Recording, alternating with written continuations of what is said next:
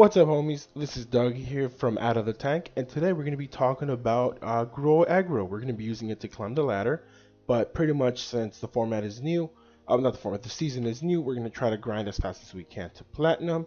With that, we're going to use Aggro. Once we get to Plat, we're going to use Temur, as a lot of mono red decks get used there, and Gruul does pair nicely against Aggro Red, but it's more of how well do I draw, as opposed to Temur where, hey, if I make a mistake, it's on me. There's plenty of lands, there's plenty of options, but when it comes to beatdown decks, it's if you make one mistake, I can capitalize on it, and I tend to make a lot of mistakes. But without further ado, let's talk about the deck. We got 4 Pelt Collectors, 3 Gallias, 4 Zertals, 2 Domries, 4 Bone Crusher, 4 Legions, 4 Gruuls, 2 Clothis, 1 Domri, 4 Questing Beast, 4 Embercleave. A lot of 4s. I should call this the deck of 4s.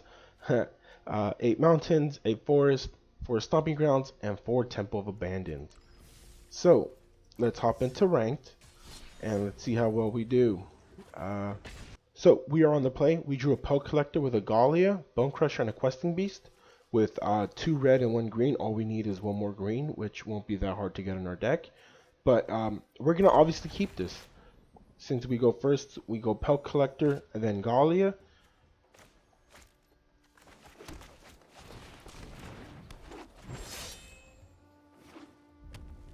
Our opponent goes Mountain, so it might be mono red, or it could be against the mirror match of Gruul. He goes Shock, so it might be mono red, kills our Pelt Collector, so we're gonna go Mountain, Gallia, Swing.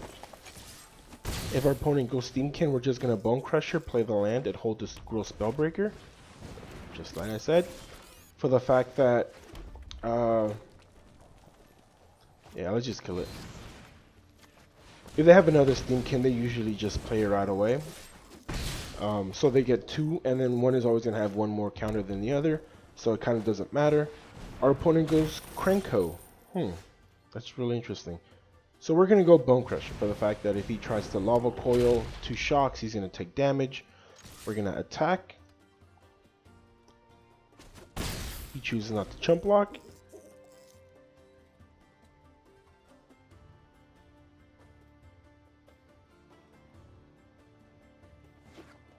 Our opponent plays a Mountain.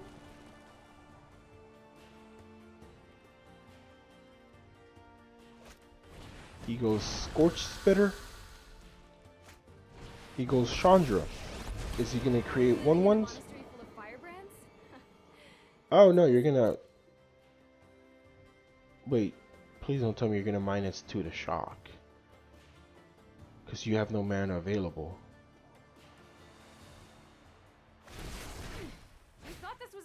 Match.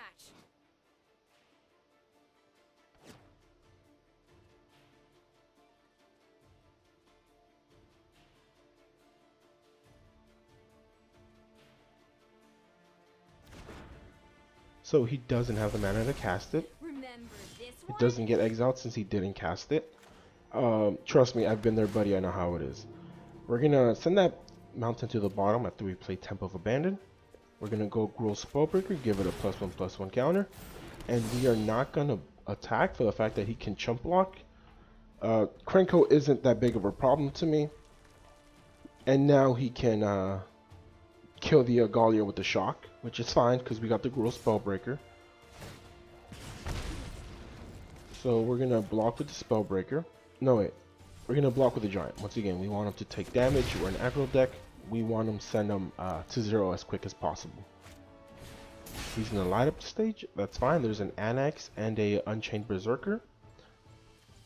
That's a main deck. I guess he's gone against a lot of mono white. That's fine with us. He kills his Chandra to shock our Giant. He takes 2. He goes down to 12. He goes Annex. That's fine with us. So we're going to go Questing Beast, and we're going to attack with all 3. No, we're going to attack with both. We want to keep the Gallia. We do have another one in hand, but we just don't want to give Annex a turn to just get bigger. So we're going to pressure him.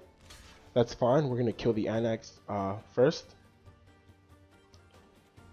Wait. No, we can kill the Crankle.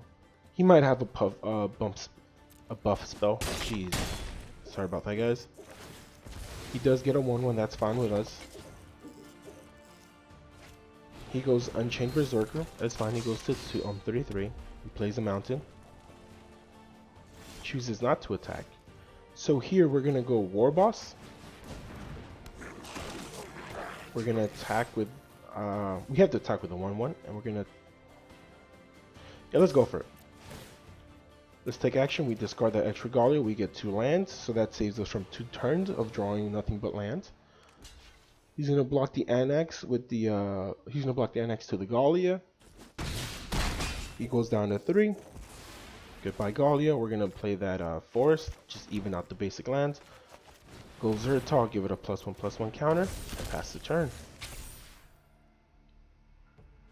And our opponent scoops. So up against Zet's Lucifer. I don't know how I feel about that. But we got 2 Temple of Abandon stomping around the forest with a Gallia, Bone Crusher, and a Questing Beast. I'm gonna keep this as, I think we go first. As 1, it doesn't ramp up, but it goes up to turn 4. And we have turn 2, turn 3, and even turn 4 plays. So Temple, we're going to send that mountain to the bottom. We don't want to get a lot of lands. As an aggro deck, we don't have that high spell cost. And he goes Blood Crypt, pays 2, goes Witch's Oven. That's fine. Gallia, let's send him back down to 16. Once again, with our deck, our highest cost card is, what do you call it? Embercleave. And that can go down to as much as our usual 3 or 4. So we drew a Legion Warboss, but we're going to go Temple of Abandon. We're going to keep that Warboss on top. We want to keep making 1/1s. We're not going to go Bone Crusher just yet, but we're not going to attack either. We're not going to put it on his cat. But if he goes, let's just say Mayhem Devil, then that's something. Priest of Forgotten Gods is something I would like to also Bone Crush.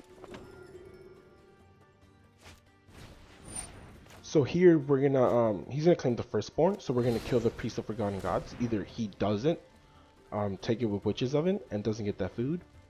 If he does, then we get our Gallia back. So yeah, he wants to kill our Gallia. So he's gonna swing for 4. That's cool.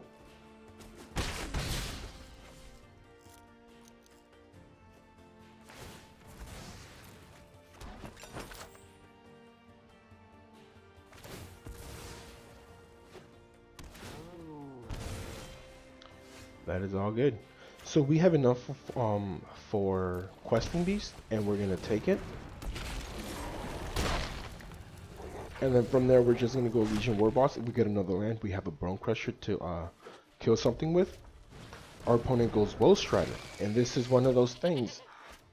He goes another Witch's Ovens. That's fine with us. He chose not to attack, so we're gonna go Bone Crusher.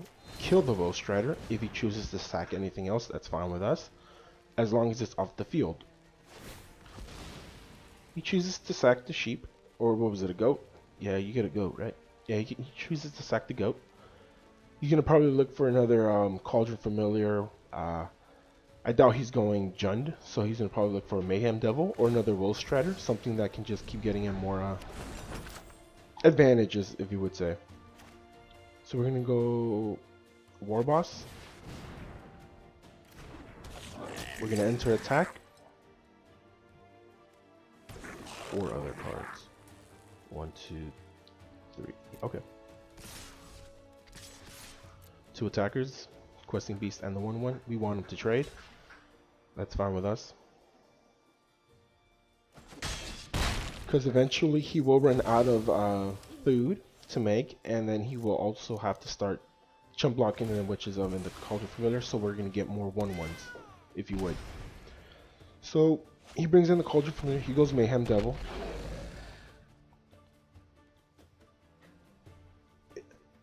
Oh, I hate this. Oh, he didn't do it. He did not do it. So we're going to go Legion Warboss.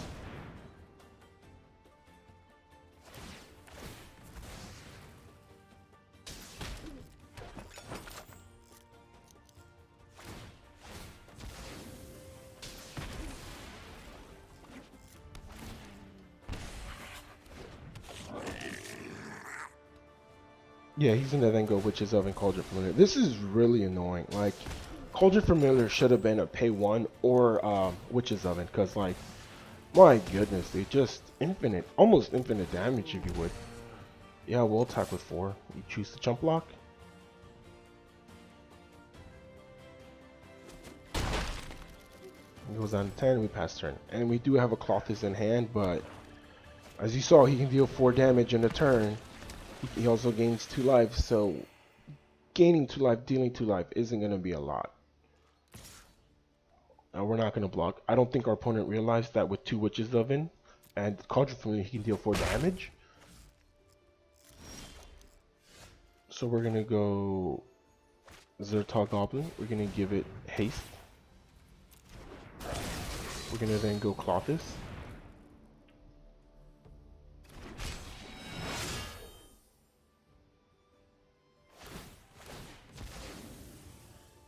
Yeah, he still hasn't realized they can deal 4 damage.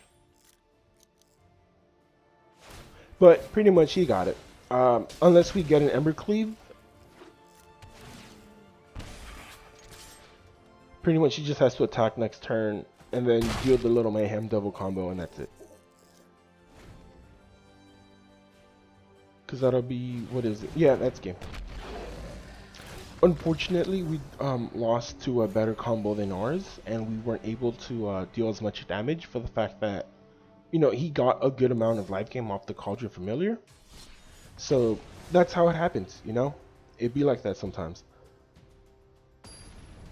But hey, we take what we can. We're playing against bot LOL. I don't think he's an actual bot. But we got 2 lands, Temple of Abandoned Zombie Ground with 2 Zertals, Bone Crusher, Squirrel Spellbreaker, and a Clothis. We're going to keep this, spam the hello. Go Temple of Abandon. Send that Ember Cleave to the bottom. We want more lands. Our opponent says hello back. He goes Temple of Enlightenment. That's cool with us. We're going to go... Yeah, Mountain. Zertal Goblin, give it haste, attack, goes down to 18. If he decides to play a card that shocks him for 2 life, that will be beneficial to us. Sacred Foundry. So this is either Jeskai Control or Jeskai Fires. So with that being said, we're going to pay the 2 life. Spellbreaker comes in with haste. Attack for 5, he goes down to 13. Next turn we will then go Clothis. And then go Gruul Spellbreaker with haste. Our opponent goes Island, it goes to Fairy. Is he gonna send the Spellbreaker? That's fine with me. So we're gonna go Clothis here. Attack 2. Pass turn.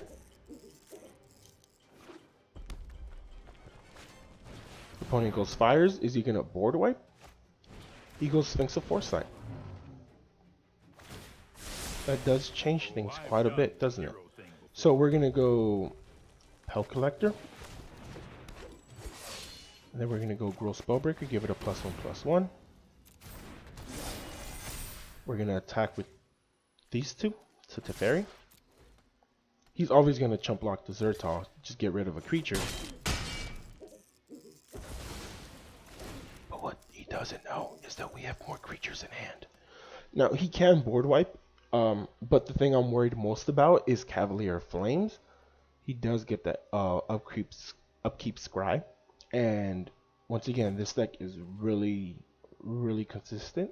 It's number 1 for a reason, because you got control like Teferi, so you stop your opponent from playing on your turn. You got Fires of Invention, so it leaves your mana up. He goes Cavalier of Flames. What did I just say? He also has a lot of draw power.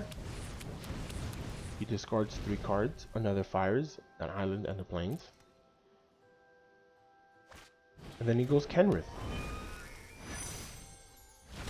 And then with this, he can give all creatures haste.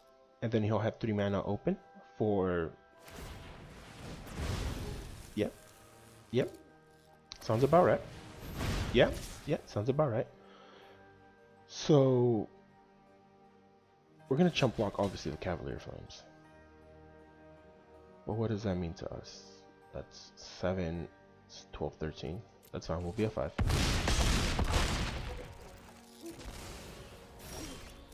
Alright. So we exile to Fairy. We gain 2 life. He goes down to 9. So here's what we can do. We can do 4, 8, 9. Oh no, we can't.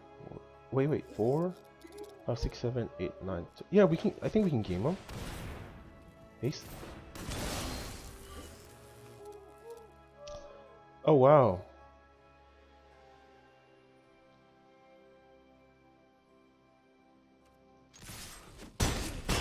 I forgot it's not a 3-drop. Good game. Yeah, we messed up. But hey, it be like that sometimes. We only have 4 mana. We should have actually no, because if we would have get the planes, we would have been at 11. Well, we would have had 5 mana. Well, we have. Well, it's past. It don't matter. But yeah, there you go. You either have to aggro the crap out of him or just get rid of his monsters, and that is how you don't play against Jeskai Fires. Once again, guys, thank you for watching. You guys have a nice day, and we'll see you again tomorrow.